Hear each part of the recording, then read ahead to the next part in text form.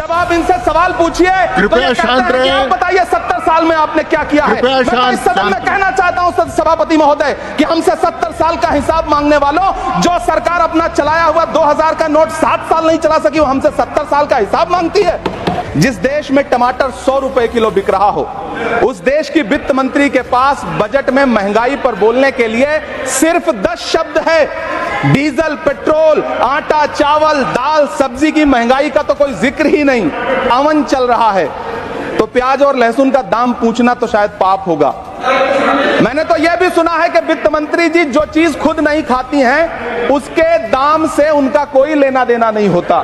लेकिन इस बार बजट पेश करने के लिए पार्लियामेंट आने से पहले वित्त मंत्री जी ने दही और चीनी खाई थी। अब तो उनसे यह पूछा जा ही सकता है कि उन्हें दही, दूध और चीनी का रेट तो इन दिनों पता ही होगा। क्या उसे सस्ता करवाएंगी या नहीं सस्ता करवाएंगी? अगर पता है तो कृपया सस्ता करवाइए, क्योंकि इसी चीनी ने अमेठी में एक मंत्री महोदया का राजनीतिक कैरियर कड़वा कर दिया। अपने शीश महलों में बैठे हुए सरकार के सांसद और मंत्री कह रहे हैं कि महंगाई कम हो रही है। संसद की कैंटीन से बाहर निकल करके एक चाय का कप खरीदिए, तब समझ में आएगा कि महंगाई कम हो रही है या बढ़ रही है। किसी एक दिन अपनी किसी मजदूर की तरह अपनी दिन भर की दिहाड़ी लेकर के बाजार जाइए और अपने बच्चों के लिए राशन खरीदिए, तब पता चलेगा कि महंगाई कम हो रही है या नहीं हो रही है। यहाँ बैठ करके बड़ी बड़ी बातें करना आसान है। ये चूनर धानी धानी भूल जाते, ये पुरवा की रवानी भूल जाते, जो आकर 4 दिन गांव में रहते तो सारी लंतरानी भूल जाते। सभापति महोदय, इलेक्टोरल बॉन्ड खरीदने के नाम छुपाने वाली सरकार, इलेक्टोरल बॉन्ड खरीदने वालों के नाम छुपाने वाली सरकार इन दिनों आम के ठेला लगाने वालों के नाम जानना चाहती है। मुझे तो होटलों, ढाबों या आम के ठेलों पर नेम प्लेट लगवाने वालों से पूछना है कि कभी खून की बोतल पर देखा है किसी का नाम लिखा हुआ?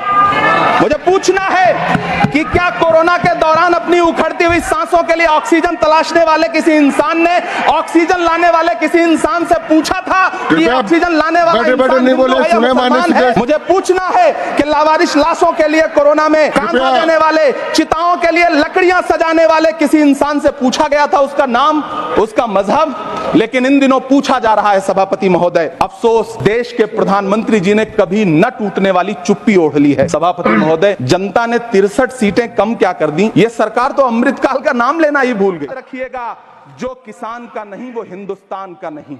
सभापति महोदय, मुझे वित्त मंत्री जी से पूछना है कि वो जो कुछ साल पहले 100 स्मार्ट सिटी बनाने का ढोल पीटा गया था, सुना है उस ढोल में पानी भर गया है, इसीलिए आपने उसका नाम बदल करके सिटीज ऑफ ग्रोथ हब्स रख दिया है। अच्छा है, नाम बदलने का खेल खेलते रहिए। आपकी कई सरकारें तो इसी वजह से चल रही हैं। इस सरकार को पढ़े लिखे लोगों से दिक्कत है सभापति महोदय, इसीलिए इस सरकार ने यूजीसी का बजट 66% कम कर दिया है। वाह रही सरकार। सभापति महोदय, मैं वित्त मंत्री जी के संज्ञान में लाना चाहता हूं कि किशनगंज में एएमयू सेंटर के पास 224 एकड़ जमीन है। यूपीए सरकार ने सोनिया गांधी जी की अगुवाई में 136 करोड़ रुपए एएमयू किशनगंज सेंटर के लिए सेक्शन किए थे, लेकिन आपकी सरकार ने पिछले 10 साल में उस 136 करोड़ में से सिर्फ 10 करोड़ रुपया रिलीज किया है। 1.5 करोड़ की आबादी वाला सीमांचल बेहतर शिक्षा के लिए उस सेंटर की बाट जोह रहा है। मेरा आपसे सवाल है कि इस सेंटर का बाकी पैसा आप कब रिलीज करेंगे? मुझे उम्मीद है वित्त मंत्री महोदया जवाब जरूर देंगी। सीमांचल उसी बिहार में आता है जिसकी बैसाखी के सहारे आपकी सरकार चल रही है। वहां के लोगों को एम्स की जरूरत है। महानंदा और कोसी से होने वाली बाढ़ की तबाही को रोकने के लिए बांध बनाइए, सीमांचल के साथ सौतेला व्यवहार बंद करिए। इकोनॉमिक कॉरिडोर बनाने से किसी राज्य का विकास नहीं होगा, विकास होगा स्वास्थ्य और शिक्षा के बुनियादी मुद्दों के लिए बजट देने पर। सभापति महोदय, एक तरफ तो इस बजट में पीएम आवास योजना के तहत 3 करोड़ अतिरिक्त मकान देने की घोषणा है और दूसरी तरफ लखनऊ के अकबर नगर में 1280 वो मकान हैं जिन्हें रिवर फ्रंट बनाने के नाम पे बुलडोजर से जमींदोज कर दिया गया।